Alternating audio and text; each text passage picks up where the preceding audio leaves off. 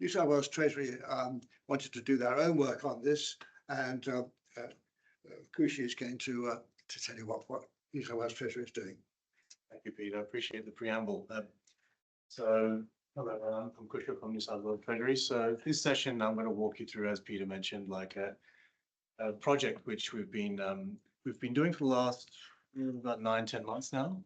So I will just lay the foundation before I get into walking you through what we've been up to, and hopefully our journey through this process may well be to you at some point. So as we, hopefully most of us well know that CBA helps us optimize spending. There's a caveat to that, of course, and that's only if agencies use common parameters when they're doing CBA. So, I sit within the Centre for Economic Evidence, and one of our core focuses is to try to get people to actually use standardized parameters so that it enhances the comparability of their CBAs and allows us to optimize across not just, not within just one portfolio area, but also across government. So this project is very much in that focus area. So we were primarily concerned with two parameters, really. So VSL and quality. So those in particular have been kind of problematic in terms of getting to a standardized value across government, at least New South Wales government. So I'm sure a lot of you know what they are, but just to make sure everyone's on the same page, what does VSL stand for? We can just have some hands here. A, B, C is pretty tempting. Or D, hands up. There we go. Value of statistical life. So Robert actually mentioned in his previous presentation. So what is it? Just to, again, make sure we're all on the same page. So the value of a statistical life represents society's willingness to pay to reduce the risk of death. So it's particularly relevant for CBAs that are, say, all, initiatives on safety. So to take a transport example, say they're saying they want to propose a new roundabout, and the roundabout they're saying will reduce fatalities per year by, let's say, 1 or 2. So the VSL is then what you apply to that number to actually get to your total value of that reduced fatalities. So we'll move to the meat of it. What is quality? So quality assured life years, quality adjusted life years. There we go. I do think D should actually be a real concept, queuing adjusted lost years, but anyway. Can I just, some people talk about VSLY, value of a statistical life year, and whether that's meant to be the same as a quality is a point of contention. Yeah, there's some people who think it is, some people don't, but we're treating it in this as a separate thing. So quality, again, just to make sure we're on the same page, represents the value of a year spent in perfect health. So that's used for initiatives, predominantly in the health space, so disability services, access to new medicines, etc. So these two, VSL and quality, have been problematic for us in that we've not really had cohesive approach to either of these parameters. So I'll just walk you through, and Peter did mention some of this. So the kind of one of the dominant figures used comes off the back of his work, which was quite a few years back, and that recommended a VSL of 3.5 million back then, $7. Transport for New South Wales actually has its own estimate based off a study by Henshaw. So that was a small study. I think it was roughly 200. It's a primary survey, and it was about 200 people, and it was specific to road safety. So quite not generalizable beyond that. So the issue we find is these parameters are quite context sensitive. So again, if you go back to the definition of VSL, for example, it's society's willingness to pay. So it very much depends on which society you're sitting in. So it's not advisable to just sort of pick up and take values from some other study done somewhere else, or indeed a study that was done in a particular domain, like the Henshaw one, which was specific to road safety. Quality is perhaps even worse in terms of the literature on it. There's not really anything in terms of an agreed value. So that's the reason, that's the sort of problem that we started with and why we decided towards the back end of last year to start this work. So we partnered up with Transport for New South Wales and with the Ministry of Health and Capri as our consultant partners, which Simon is here today. And so we set out to do a primary study in New South Wales to actually generate these values that we can actually use within CBA. But our objective, to generate those value estimates for use in CBA across the New South Wales government. Oh, hello. Welcome, everybody. Sorry, we already started. You've not missed much. I'm just laying the background of the work.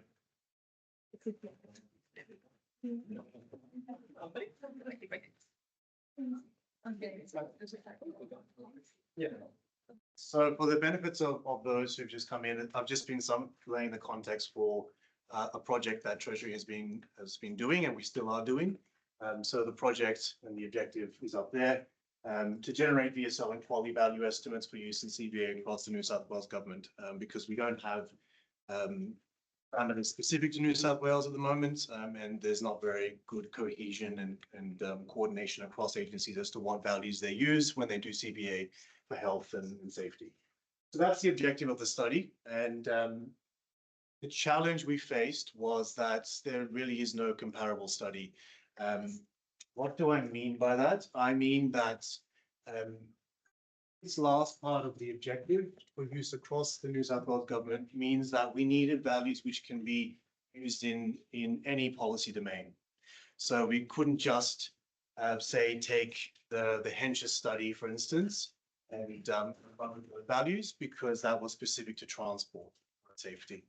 We needed to have a generalizable set of values. It doesn't matter who wants to use them, it will be perfectly valid for them to do so.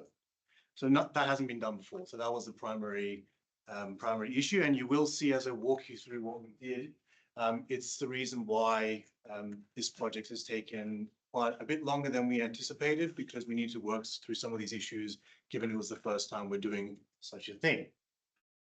So yeah, the study is actually taking place as we speak. I will say at this point, I can't give you the final outcomes in terms of numbers because we haven't got to that point yet, but we've gotten most of the way there. So I'll walk you through what we've done.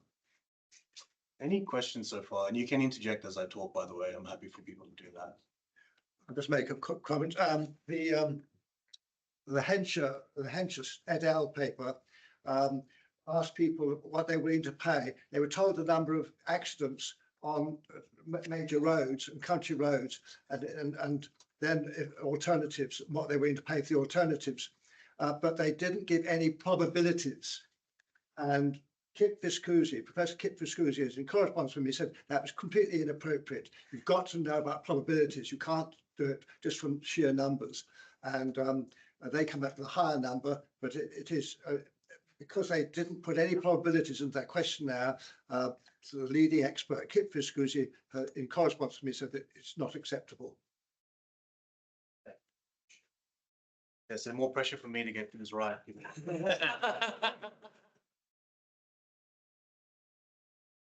Okay, so let's start. So we started with a qualitative phase, given this was a novel study. So the idea was to do some individual interviews with people that we find through, or Capri would find through their survey provider, and a couple of focus groups. So the idea was we would have someone sit with these people. So in the individual interviews is just one-on-one, and walk them through a set of questions about an hour's worth to kind of gauge their views on a bunch of things. So the discussions covered 4 key areas. So we talked about sort of their insurance, different types of coverage, whether they have it, whether they don't, why they don't have insurance, et cetera.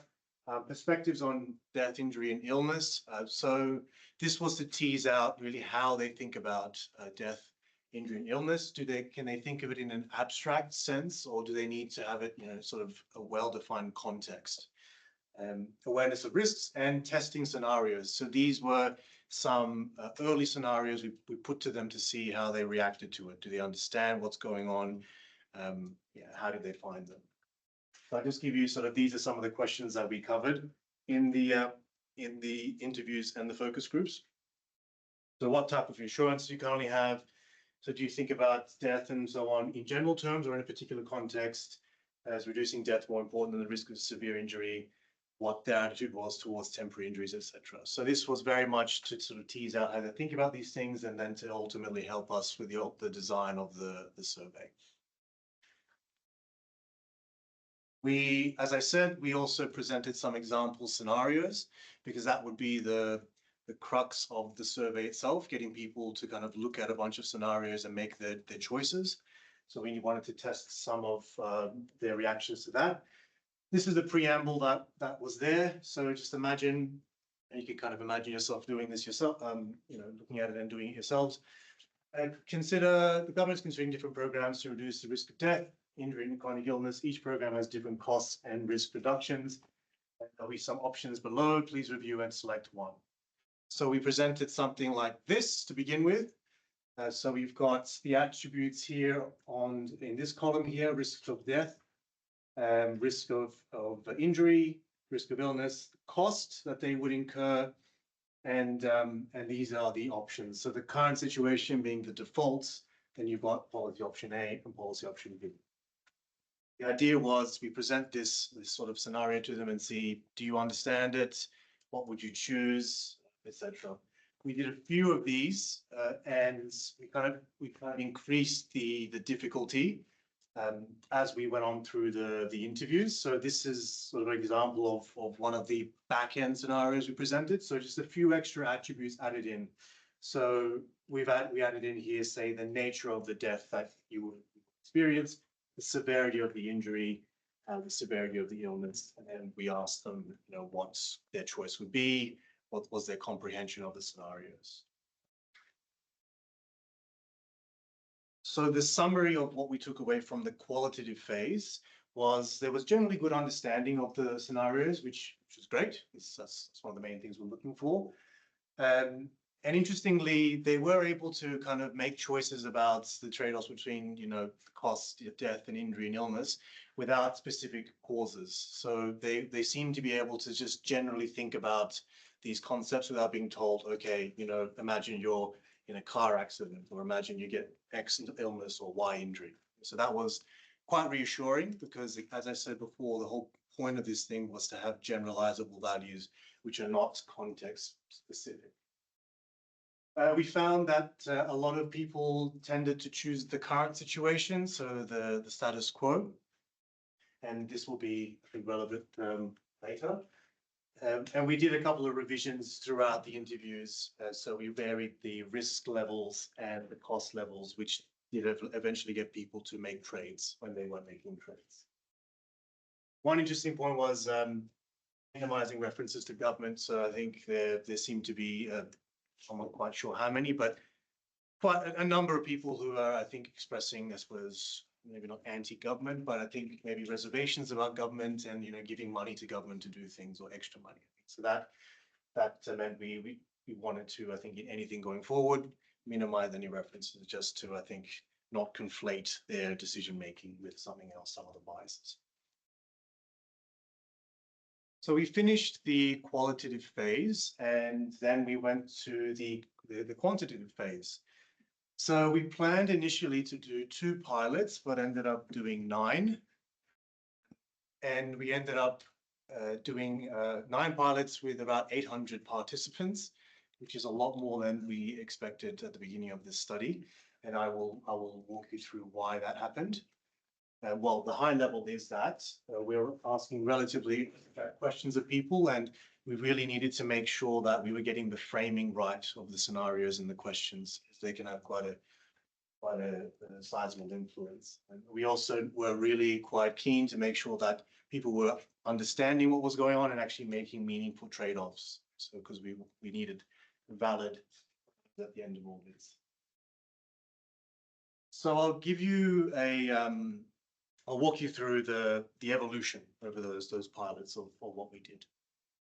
So hopefully everyone at the back can see that. But this is an early version of what we presented to people who were in the pilots.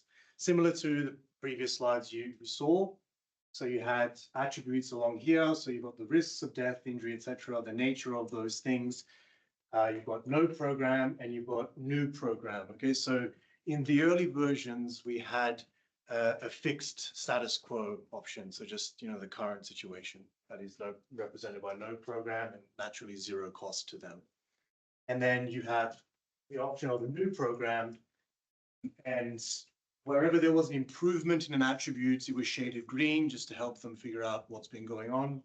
Whenever there was a decline in it, it was shaded red naturally, and they got the cost on the bottom. So if they selected the new program, then they would be incurring a cost of $800, okay, to get that new program. Now, could I suppose, ask if you can see this, hopefully, how many of you with using Hando would choose no program? Hands up. How many would choose new program? And then the rest don't care really much. That's a different question. I'm just interested. So I'm surprised they're not kind of new program is better in every way than old program. Like, because I'm just very confused. Honestly, I'm not sure how to answer it because the risk of non-fatal illness gets worse. And so I'm just having to work out basically why you're conflating illness versus injury and also willingness to pay for improvements in health. Yeah, so this is that was a thing, that was an issue that people had in terms of actually trying to make these trade-offs. So the fact that some of the attributes were getting better and some were getting worse. So you'll find that do change this down the line. Yes. Why is sudden death seen as preferable to living a bit longer and then dying? Because it's within, oh, sorry. Yeah. No, it's with independence. So it's this idea of, are you going to get instantaneously decapitated, or are you going to be a burden on your family, not have the same level of independence whereby you're confined to a wheelchair, you have mental health problems, you can't trust yourself. I think that the 5 demands of 5D, these are seen as less preferable based on the qualitative. I wanted to be decapitated before. I want to be decapitated. If you keep asking questions like this, they might.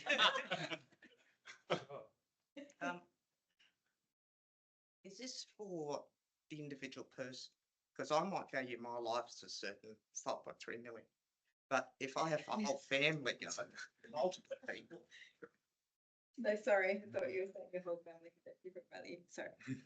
Well, I might consider as a group, the total value of, say, my family and any kid. I don't have kids, but if I did, higher than each individual person. So there might be societal value of statistical life for multiple fatalities. That's not just, if you're asking me, I might care more, well, my kid won't live. I might value that as, and their kids. There might be, I haven't actually seen what the question you've asked them. Yeah. Is it for the individual?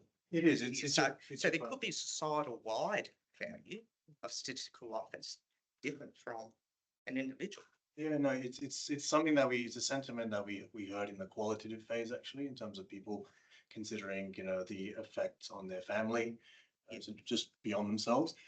As you said, there's a lot of preamble before they were presented with the scenario, and one of the parts of that was making it clear that this is their own personal risk of, say, death and injury and illness. Yeah. Now I know For accidental that plane that crashes into a tall building, and a lot of people, whole families that I that's very, whereas it's an individual person. They might, as I said, might value that. Society, what we're trying to do here is how does society value there's that individual versus how the wider society might value. Yeah, look, I think we did try to mitigate that issue as much as possible and make it clear to people that they are assessing their own personal risk, and this is very much to be treated that way. I mean, one approach we sort of take, it's a bit of a hack, is we apply disproportion factors, so multiples, to try to come up with some, trying to get value how society might value someone. If multiple people die because of an accident on the electricity network, well, the value of society might be higher than just one individual person. So if someone just applies this number, they might potentially undervalue the society wants to avoid. Yeah, I can see that one. Okay, so yeah, as I mentioned, early versions, much like the one you've just seen.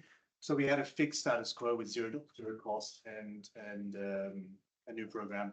So we found that like an awful lot of people were just picking the status quo. So very few traders, and so we had limited data on the trade-offs that they could make between risks and costs. Okay, so that's naturally a problem because you need people to make these trade-offs to be able to generate a VSL.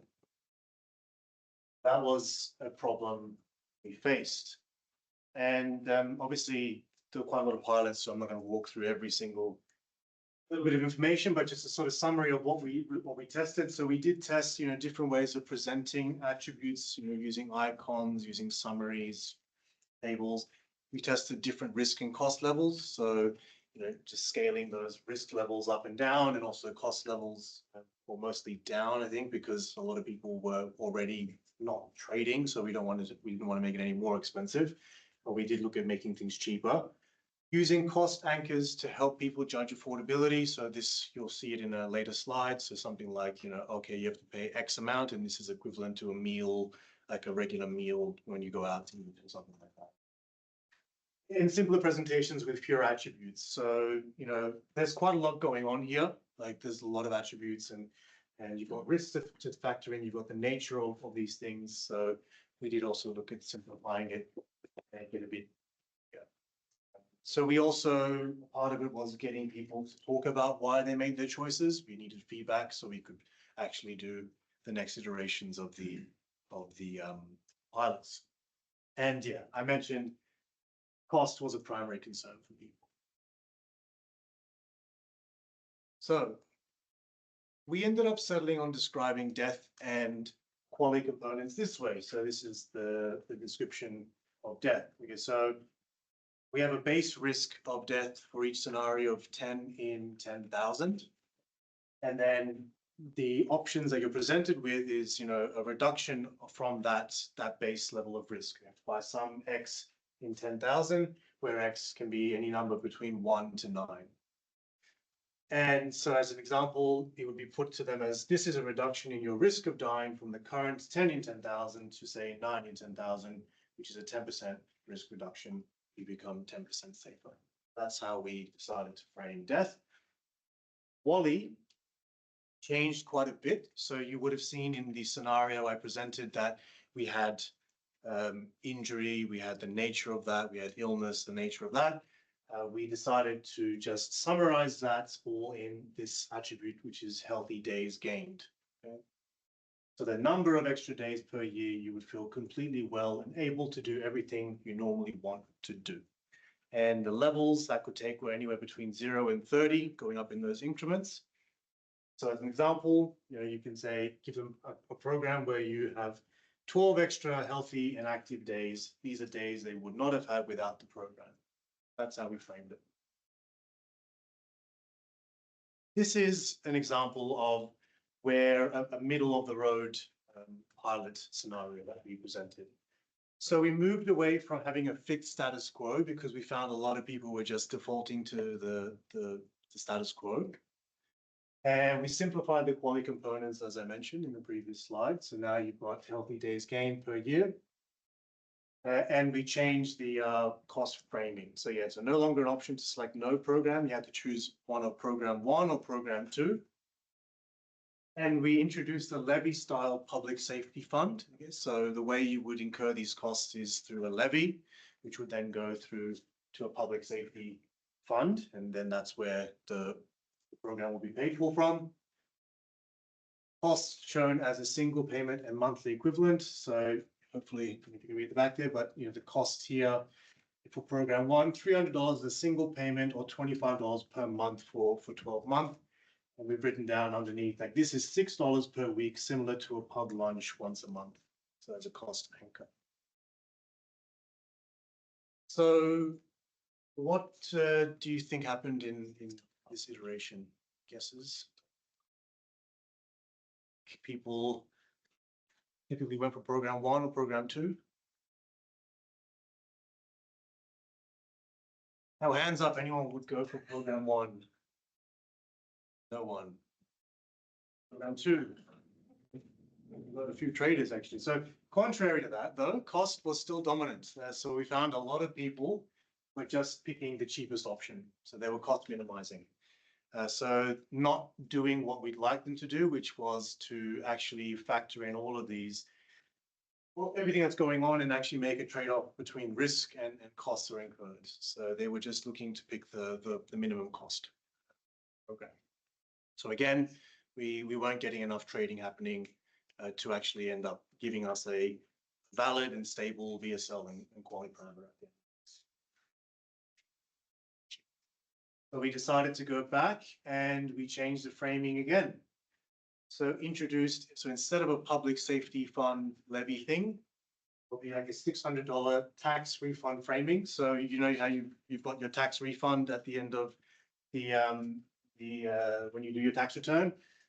So you can instead of it coming directly out of your pocket, you instead use your tax refund. So whatever you choose to spend will basically mean your tax refund is reduced from whatever amount inside of that. So the idea was we're trying to move away and from people thinking about, you know, direct out-of-pocket costs because it just wasn't getting them to trade enough for us to generate a value. Okay.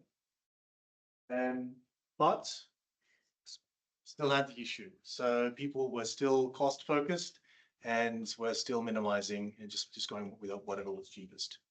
Kusha, Yes. the other thing I might add here for everyone's benefit is a lot of people didn't want to pay the cost because the feedback was, I don't trust the government to save my life here. I'm not willing to pay anything to them. So therefore, we had to try and remove the government lens out of this, either via tax refund or through other iterations, which you might see. Yeah. I mean, that was, as I mentioned earlier, like a theme, which was this whole lack of trust, say, in government to do things. So Did the tax refund address that issue?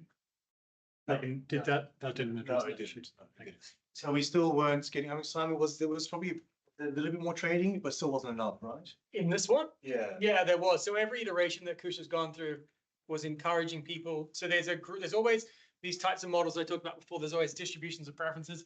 You can run latent class models, which are segmentation-based models. So you're finding groups of people who are trading and you're finding groups of people who are lexicographic, which is when they're focusing on one attribute, which is cost, right? You want to minimize that lexicographic behavior. So we're trying to push people into the trading group. And so they can still trade on cost, but if they're choosing on one thing, you're not able to actually estimate the model. It doesn't work. So that's the whole point. You're trading off benefits, reduction in risk and gains in healthy days, qualities, against a cost, right? And that's the way the model works. So we actually try to encourage people to move into the trading group. Doesn't mean that their sensitivity to these things are going to be the same. It's still going to be variation in preferences, just that you're trying to minimize lexicographic behavior. So that's the idea behind this iteration from direct out-of-pocket costs through a levy. Also, in regards to the not anti-government sentiment, but distrust, I would say. Some of that was coming through. There's also, obviously, there's a sentiment of levies and taxes. They don't like it. People don't like levies and taxes, right? So it's this negative connotation, and we do use it in other types of stated preference experiments, but you just want to minimize that. So that's why you see we've gone to a public safety fund and we did these other things, and Kusha will present what we've landed on at the moment, which is where we feel is working the most appropriately, but it is iteration after iteration to see how is this resonating with people? Do they understand it? Does it make sense to them? And can they actually respond in a way that we can estimate these types of models? So that's what we're trying to do. And that's why it's taking these paths. Sorry, go. I think you better continue to the end. You've got 20 more minutes of the session. So can you finish in about 10 minutes? Yeah, that's fine. We'll be done in 10 minutes. You can have questions. Okay. That's good. Also, yeah, allows me to catch my breath a bit. Yeah, so to summarize, the cost sensitivity was very difficult to mitigate. I think, a large part of that is at the moment, the cost of living in general is quite severe for a lot of people. And I dare say that was front of mind for a lot of people who I think are just struggling to make ends meet at the moment. So, yeah, what we needed was to get to a point where a reasonable proportion of participants were actually making these trade-offs. And but we also need to make the survey, keep it understandable and realistic. We managed to solve the problem by using this concept of what we're calling New South Wales service dollars. So in off the back of what Jason was saying, so trying to minimize the government references, so we kind of couched as independent committee of health and safety experts reviews evidence and recommend programs for government implementation. And every New South Wales resident receives $1,200 in what's called New South Wales service dollars. So a personal balance to spend on a range of New South Wales government services such as transport and health. So examples would be, say, driver's license fees, car registration fees, a range of things. So we needed to make it a range so that they could see that this service dollar can conceivably be used for quite a number of different things, and therefore they needed to make trade-offs. If a program is chosen in, say, one of the scenarios we presented, the amounts would be deducted from that account, and they can't convert any of these service dollars to actual cash. Okay. So this is an example of the final design. By the way, I did neglect to mention participants. So someone walking through the survey, there's quite a lot of preamble in terms of asking them questions about their background and their health status and whether they're a resident in New South Wales, because we only want state residents. And then they're presented with basically 12 of these. So 12 of scenarios that look like this, but obviously have different risks and costs and so on.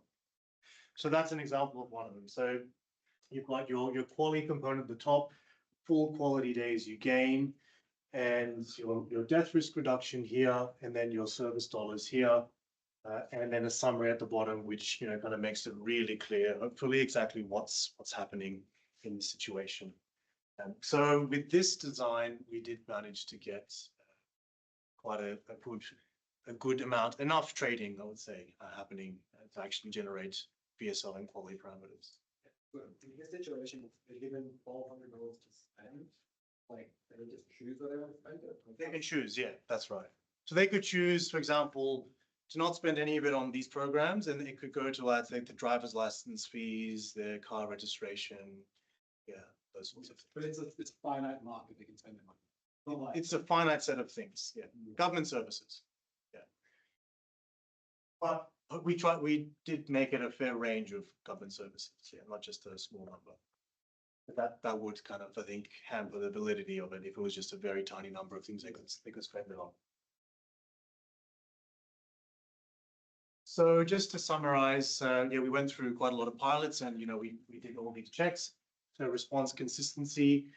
So I mentioned they were presented with 12 scenarios, and to just check the validity of their responses, we would include repeat scenarios. So they've done, say, scenario 5, and then they repeat the same scenario at the back end in scenario 12 to see if they're answering in the same way. Dominant scenarios, so one where if you're really reading the scenario properly, you should really only pick program 2, for example. It just doesn't make sense to pick program 1. We included a bunch of those validity checks, practice items to confirm people read, they're reading it, and some probes to detect cost-only choices, which you wanted to avoid, as I mentioned before. And we got feedback on, wording and attribute ranges, layouts, and so on. So yeah, I think quite an exhaustive, quite a lot of things that we did conduct checking. So just to wrap up, so we've finished the pilots now, and we are in the process of actually embarking on the full actual survey. So that'll be 2,000 people, New South Wales residents.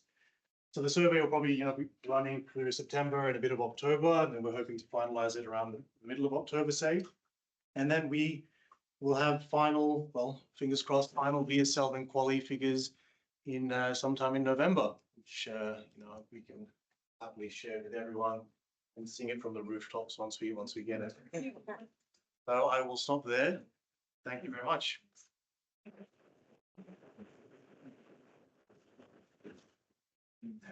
We've had quite a few questions, but there's now 10 minutes for final questions. So where are we? Okay, here, then there, then there. All right. Yeah, I'm just curious why you've gone down this stated preference path, which is, to me, always asking these sort of very esoteric questions and people having to conceptualize quite difficult things in their heads.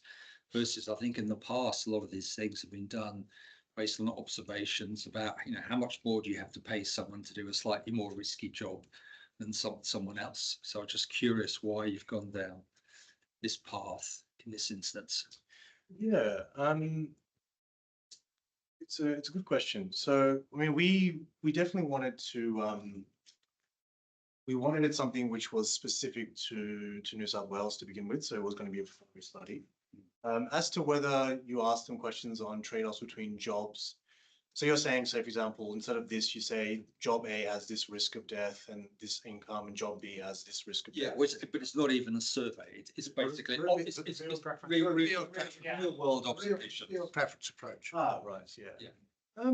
Yeah, I mean, I guess you could do, certainly possible. We couldn't get data from insurance companies on this. That was the first thing we thought of. There's also this factor of, age scalability. So, I mean, the reason why we don't use the human capital approach, the reason why we don't use the human capital approach, for example, is that women who don't work or old people are retired, and so their value statistical life would be nothing. But as a society, we very clearly value their lives, and there's a lot of evidence to suggest that old people even have a higher willingness to pay because that one last year means all the world to them. And that logic, to some degree, extends to the labour market. Can you extrapolate these values for people that are retired? Can you extrapolate these people who have never entered the labour force before? Is the concavity there? We'll never be able to know unless we did it in a stated preference setting. Plus, there's all the confounders of the particular job type that you're talking about. Not everyone works in those jobs. Not everyone has those risks. Not everyone, there's all these confounders around other reasons why you would take jobs versus not. So there's so many things that are problematic in that, whereas trying to control for the things here, we have a little bit more control over everything. Plus the fact that you're trying to generate qualities and VSLs in together as a trade with the cost is another complexity that doesn't always exist in other work. So I think stated preferences allows us to control for all of those things and get the estimates that are required. Yeah. Next question. Hey, yeah, thanks. Elliot Greenland from the Premier's Department. I understand the approach and why it's like abstract, like healthy days gained and risk of death reduction. Have you thought about like sentence checking that with real examples of ways people could become healthy, or like describing serious injuries, or describing a way they could die and how that risk could be reduced? Because like for me, it's hard to really grasp an abstract 9 in 10,000 decrease in a risk of death. Whereas like if 9 on 10,000 days I ride the train, I'm going to die. I'm like, oh wow, like that's a large probability because that's me riding the train. I'm like, that's number of days in a year. So are you doing that sort of sense checking? I mean, at the moment we haven't, no, but I think it's a part of the analysis which will come after we finalize the quality and VSL values from the survey. I think sense checking certainly will be part of it. Yeah, I mean, we did part of the qualitative stage of the project was to see whether people can actually think of these terms in abstract ways. And it seemed like, Simon, correct me if I'm wrong, but they seem to do a reasonably good job of it. They do, but we do have a number of examples in the prelim, in the wording. We talk about transport, we talk about environmental disasters, fighting fires. We talk about all the things that map to that 10 and 10,000. So a lot of those things. So we do mention them by name and examples in context and framing. We don't list everywhere that you could possibly die because that would be too much, but we want to keep it general and say, these are examples of that map to that risk. But we name them so they do give some framing and context. So I'm not leaving it completely up to them because it can be difficult to conceptualize some of these things. But so I think there's like 5 or 6 examples in there about the framing. And healthy days is the same. We do talk about the things that would contribute to taking away those days, and it's injury and illness. We give a lot of questions. I think the use of the service dollars seems like a really interesting solution to get around that problem you were coming up with. have you thought about whether it potentially overstates the result you end up getting out? Because I guess what people are doing is when you tell them service dollars, they're inherently sort of applying like an exchange rate internally to that, where one service dollar is probably not worth to them one actual dollar. Are you making an adjustment for that at the end to account for that? Or are you just kind of saying at the end of our calculations, service dollars equals dollars and that's the value? I mean, yeah, we're not making an adjustment to the figure. I mean, certainly there are risks of using it, but the issue was we just weren't getting anywhere near enough trading happening to actually generate VSL quality value. And we think that this is a reasonable adjustment to make to actually encourage enough trading behavior. The point that we emphasized was if there are enough things that they could spend their money on in that government services pool, then it should be a reasonable proxy. Yeah. Hand up there, then yes. Thanks. The next. I suppose my question might be more for Simon. Earlier today, you gave a presentation on heritage. And sort of doing a similar sort of technique in terms of, asking people to trade off against the levy. I was surprised to hear that you had so much trouble getting trading behavior in this particular one, as opposed to the heritage one. I suppose it was sort of what you were saying earlier about the trusting government to achieve the services. But do you have a bit more to say as to why it was so hard to get people to trade in this when they seem to be willing to do it in other surveys? They are. The things are different, obviously the different context and the framing. You're always going to get non-traders. You allow for that in the sense that, so in the heritage or those types of things, roughly, rule of thumb is roughly between 10, 15, 20% people who will always go for status quo, which is the zero. But in this particular case, we're getting more. And so it was that concept of the out-of-pocket cost range was maybe too high. The way we were framing it was not the right way they were thinking about it. And or the way that we're presenting risks and days were not realistic enough in that they weren't getting enough benefit for the cost that we're implying. So there's all of these things that we ended up changing to actually encourage people to have to trade. And it was that series of iterations. But the heritage and the other arts and culture and large infrastructure projects, they can be a little bit different, but they still suffer from the non-trading, and that's perfectly fine. You're always going to have 15, 20% people choosing SQ. That's just guaranteed. If you'd run Next question. Comment, but question. A thought occurred to me as you were going through those questions and the different pilots that if I'm answering it, I might think, well, yes, I want to spend so much money on improving road infrastructure to reduce deaths. Or I might trust myself more to spend on, say, automatic braking my car privately than. So there might be that trade-off going on between I prefer private expenditure rather than giving it to government. So I'm not quite sure how you're going to overcome that. And I think we're sort of touching on it with some of these questions that might be showing up. It could be an issue. But it's a.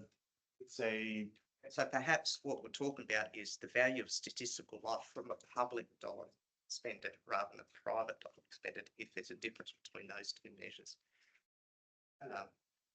You could frame it that way, that's true. I mean, I dare say it's difficult to say whether people really do think in those terms. Yeah, I mean, whether it's revealed through or implied rather than explicitly they're thinking that. No, I do think that could be a question here. That's really good, thank you. Peter Bowers, Commonwealth Treasury. But question is, so you sort of motivated this with saying Hensher had an estimates just for transport, and also you wanted estimates specific to New South Wales. I wasn't quite sure I understood that, because like, for example, in transport, surely your willingness to pay to save yourself from dying from a transport accident is the same as your willingness to die from any other source of death. And then also with New South Wales, like, do you have a theory that New South Wales is different to other states? Like, obviously different to other countries, but other states? Well, I mean, I think it's you certainly would have to make an assumption that I think people think of their death in whether it's a transport or road accident is the same as any other kind of death. That's sort of why we had in the iterations you saw the nature of the death. Oh, okay. I think I'm sure would have a There is a problem that if you give somebody 1 in a 5,000 chance, if they're driving a car or in an aeroplane, they may pay less trust in the aeroplane than if they're driving the car, and the probability is interpreted slightly differently. That is an issue it raises. Yes. So I think if anything, you have to make a somewhat strong assumption to say that it's the same across all policy domains and just generalize it. Your second question was about. Is it New South Wales specific, or would you be willing to say an estimate for the whole of Australia is the same? It is, so it's only going to be New South Wales residents, but there's no reason to think that it would vary considerably across different states. New South Wales income is 20% higher than anywhere else in Australia. Any other questions? Right at the back there, yes.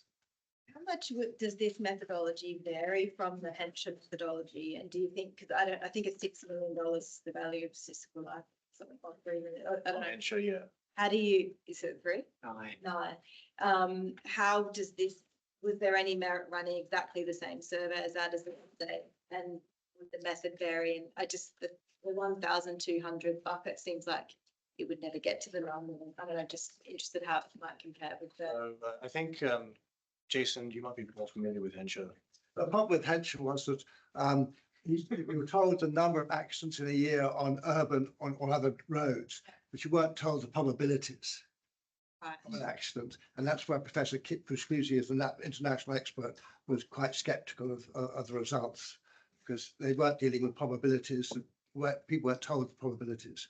Their risk was Positive that people could understand what the risk they were trading on. Well, Benefits. that's a separate issue, whether people really understand the 1 in a 5,000 versus the 1 in a 4,000 probability. That's an issue which they've got to deal with. Yeah. But there were no probabilities given in the Hampshire study, which is why they said it was criticised quite heavily by Professor Kit Pusklisi. They also had, their risk was in vehicle kilometers traveled, so VKT. It was a completely different formula in terms of what we're doing here. The risks are different in terms of how we're presenting risk here and how they calculated risk. So they had risks per kilometer traveled, and then they divided it by the real VKT, and it's very different to the methods that we're using. It's still stated preference, it's just that it's the context and the frame is very different. And like, there's another question. Yeah, just sort of on that, like how confident are you that people actually can conceive of like an X in 10,000 risk of death? Like I know in other contexts, you get like very similar results for completely different orders of magnitude once you have like multiple zeros after a number, like people just not being able to understand these things. Were you able to do any testing, any research that people actually knew training of? So yeah, I mean, I will ask Simon to step in on this one, but we did vary the way risks were presented quite a bit. There's a lot of literature on this, and particularly around the COVID and low probabilities and stuff like that. So how you present risk, and this is pretty consistent with the basically best practice.